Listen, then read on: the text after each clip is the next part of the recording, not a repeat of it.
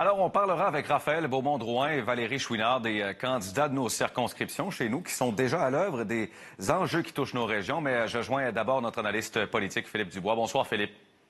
Bonsoir. Alors, plus de 600 millions de dollars. Est-ce que Justin Trudeau, Philippe, vous a convaincu lorsqu'il a expliqué les raisons qui l'ont poussé à déclencher cette campagne électorale-là?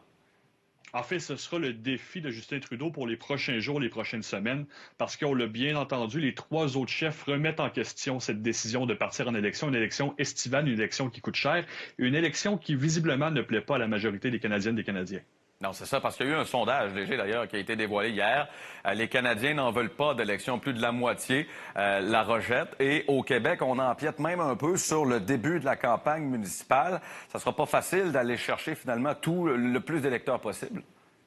Bien, effectivement, parce que les campagnes municipales, elles sont déjà commencées. Pas officiellement, mais les candidatures, les équipes se montent, s'annoncent. Et puis, il y a déjà des gens sur le terrain qui tentent de nous convaincre d'aller voter au palier municipal. Et là s'ajoute la campagne fédérale. Il y aura un chevauchement. Le chevauchement, bien, ça crée d'une part de la confusion, mais ça crée aussi des défis supplémentaires pour les partis qui doivent rivaliser entre eux pour attirer des militants, des dons et évidemment des votes. Là, le Parti libéral va aller chercher sa majorité, Philippe. De l'autre côté, on a un Parti conservateur qui arrive avec un tout nouveau chef, Erin O'Toole, qui aura un grand défi. Quels seront justement ces défis-là pour le Parti conservateur?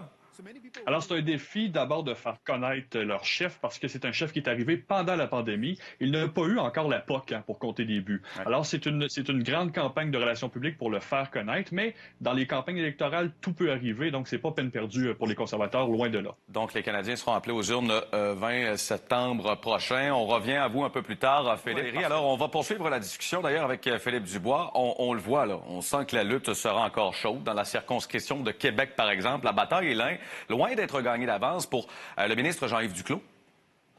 Effectivement, on dit qu'en politique, lorsqu'un candidat remporte une élection avec moins de 5 % il est dans un champ de bataille et la situation peut changer du tout au tout à la prochaine élection. Dans ce cas-ci, c'est moins de 400 voix qui séparaient M. Duclos du Bloc québécois. La course risque d'être très serrée une fois de plus. Ça, c'est sûr. Et c'est surtout conservateur chez nous, M. Dubois. On mise sur des candidats forts. Le chef Erin O'Toole qui s'est déplacé à Lévis aussi pour présenter Dominique Vien hier.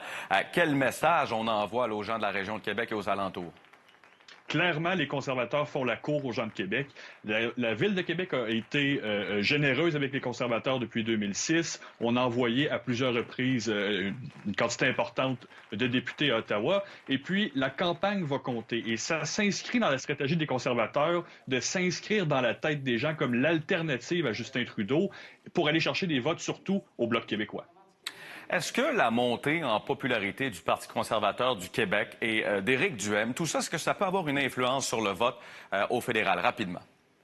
Bien, rapidement, M. Duhaime tient un discours d'unité conservatrice. Il tente de faire l'amalgame entre le Parti conservateur québécois et fédéral, bien qu'il n'y ait aucun lien officiel. En même temps, c'est lui qui a un discours contre les mesures sanitaires, alors ça pourrait influencer la campagne fédérale. Philippe Dubois, merci d'avoir été des nôtres.